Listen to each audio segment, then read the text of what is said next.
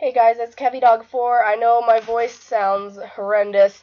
That is um, the result of a few compounding factors, one of which is having a cold, the second of which is going to an NBA game last night, and three was screaming at the Game 7 of the World Series after watching that NBA game in the arena, watching on their TVs in the arena. So, yeah, okay. So, my voice sounds horrible, so I'm going to try and make this video as fast as possible so you don't have to hear me talk.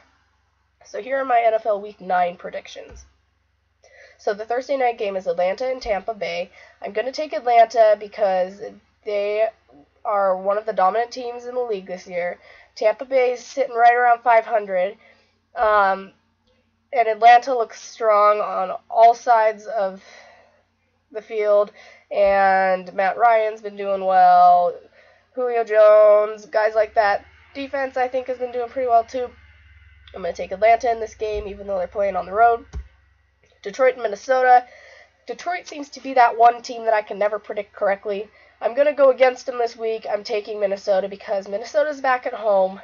They did just fire their offensive coordinator, so I don't know how that's going to work out for them. It's going to be a new situation, but I don't know if it'll benefit them or hurt them, so we'll see what happens. But I'm going to pick Minnesota for this game.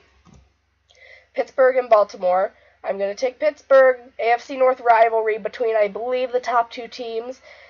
Landry Jones is going to be the quarterback for Pittsburgh here. Big Ben's still not ready to come back. Baltimore, I can't remember what happened with them last week. They might have been on a bye.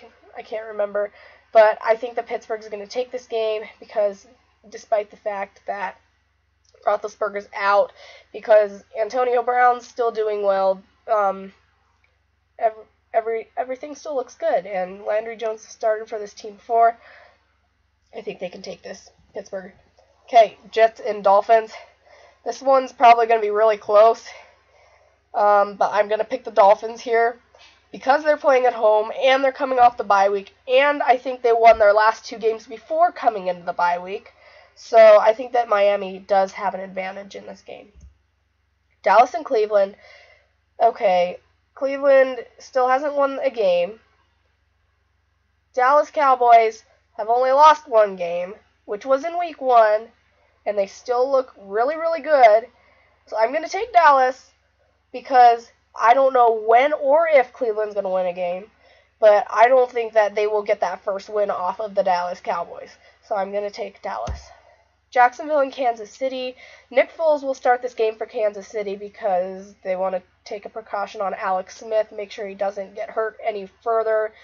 And since they're playing Jacksonville, of course, they've got faith in Nick Foles. He's a good quarterback.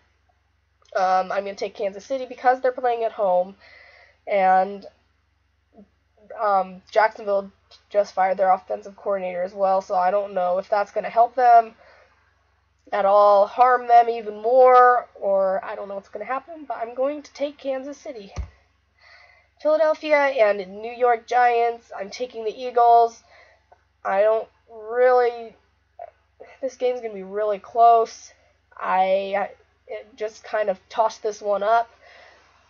I think the Giants they are coming off of a bye week, and they are at home. Philadelphia, they just lost in overtime to Dallas. They beat Minnesota the week before, so they're playing good competition, and I think they've only lost 3 games all season. So I'm going to take Philadelphia. I just feel like that they're going to have the edge in this game for whatever reason, so I'm going to take Philadelphia. Okay, Carolina and Los Angeles. This pick, I'm wondering if this might be a mistake, but I'm going to take Los Angeles. I think that after the bye week, they'll be rested up. I think that Case Keenum's going to end up bouncing back because I think that the last couple games that they lost, he's thrown a lot of interceptions. I know for sure he had 4 in one game. And Carolina, they did just come off of a win, but they still only have won 2 games. And I think that Los Angeles is going to win some more games against some pretty credible teams, so I'm going to take them here.